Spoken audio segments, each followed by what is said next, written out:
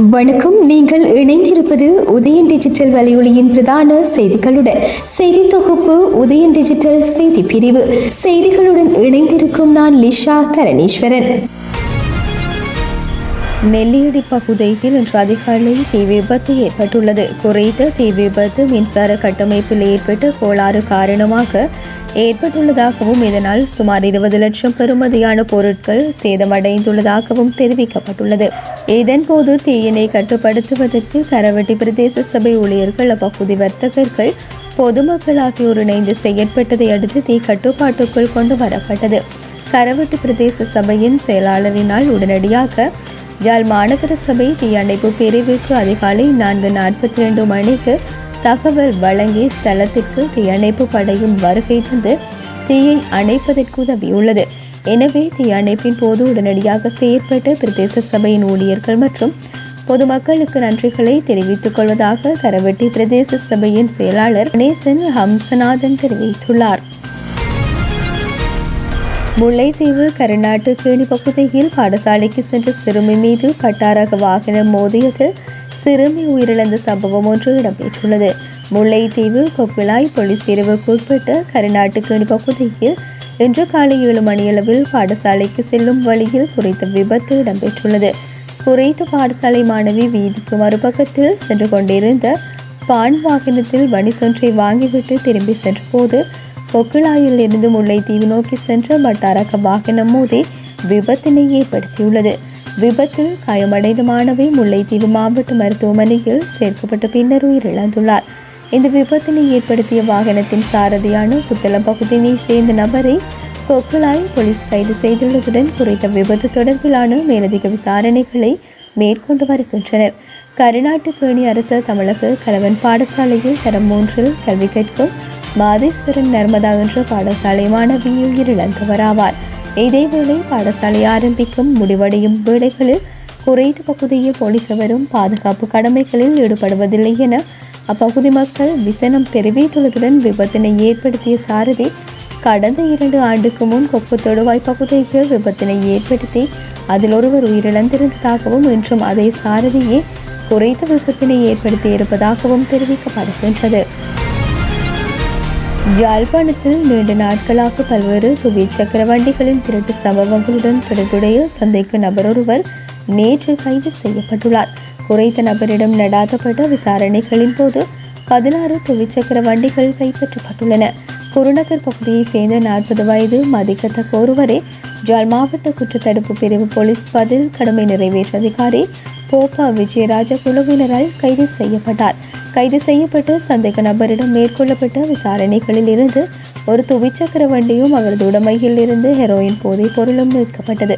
தொடர்ச்சியாக நடாத்தப்பட்ட விசாரணைகளின் போது சில மாதங்களாக நல்லூர் யாழ் நகர பகுதி KKS வீதி போன்ற இடங்களில் இருந்து திருடப்பட்ட ஆண்கள் பயன்படுத்தும் 5 துவிச்சக்கர வண்டிகளும் பெண்கள் பயன்படுத்தும் 11 துவிச்சக்கர வண்டிகளும் என 16 துவிச்சக்கர வண்டிகள் கைப்பற்றப்பட்டுள்ளமை குறிப்பிடத்தக்கது. யாழ்ப்பாணத்தில் 769 வழித்தட சேவையில் ஈடுபட்டுள்ள தனியார் பேருந்து உரிமையாளர்கள், சாரதிகள் மற்றும் நடத்துனர்கள் இணைந்து இன்று மதியம் வரை வீதி மறியல் போராட்டத்தில் ஈடுபட்டனர்.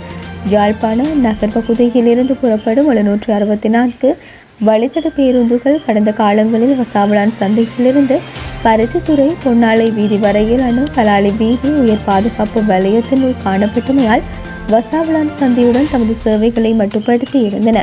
அதனால் மயிலிட்டி பகுதியில் வசிக்கும் மக்களின் நலன் கருதி யாழ்ப்பாண நகரில் இருந்து புறப்படும் 769 வழித்தட பேருந்துகள் மயிலிட்டி வரையில் சேவையில் ஈடுபட்டது.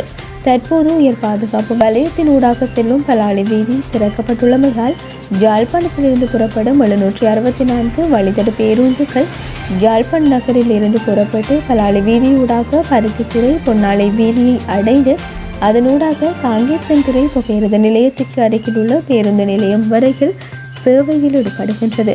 இந்த நிலையில் 769 வழித்தட அனுமதியில் சேவையில் ஈடுபட்ட தனியார் பேருந்து உரிமையாளர்கள் தாம் இதுவரை காலமும் மயிலிட்டியில் இருந்து சேவையை ஆரம்பித்தது போன்று ஆரம்பிக்கவும் யாழ்ப்பாணத்தில் இருந்து புறப்பட்டு காங்கேசன்துறை வீதி வழியாக மயிலிட்டி வரையில் சேவையில் ஈடுபட அனுமதிக்க வேண்டும் என கோரியே போராட்டத்தில் ஈடுபட்டுள்ளனர்.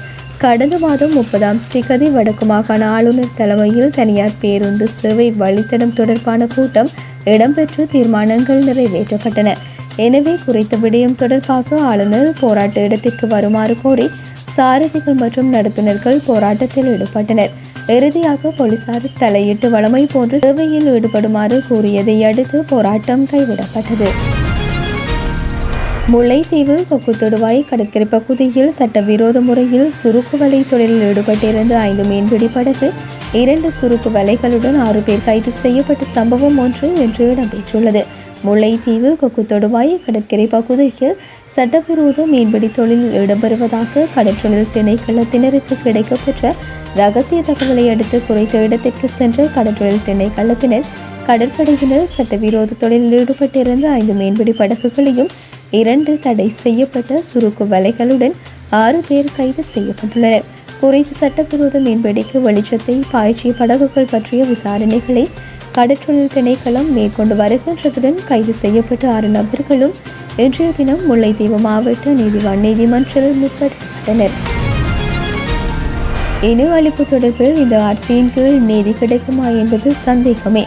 கடந்த கால ஆட்சியாளர்களைப் போலவே ஜனாதிபதி அனுரகுமார திசாநாயக்கவும் போர் வெற்றியை கொண்டாடுகின்றார் என்று இலங்கை தமிழரசு கட்சியின் நாடாளுமன்ற உறுப்பினர் சாணக்கியன் குற்றம் சாட்டினார். நாடாளுமன்றத்தில் நடைபெற்ற விவாதத்தில் உரையாற்றுகையிலேயே அவர் இந்த குற்றச்சாட்டை முன்வைத்தார். இறுதிப் போரின் போது ஆயிரக்கணக்கான மக்கள் கொத்து கொத்தாக கொல்லப்பட்டனர். கொல்லப்பட்டவர்களின் உறவினர்கள் நீதியை எதிர்பார்த்துள்ளனர். எனினும் இனவழிப்புக்கான நீதி என்பது மறுக்கப்பட்டுள்ளது.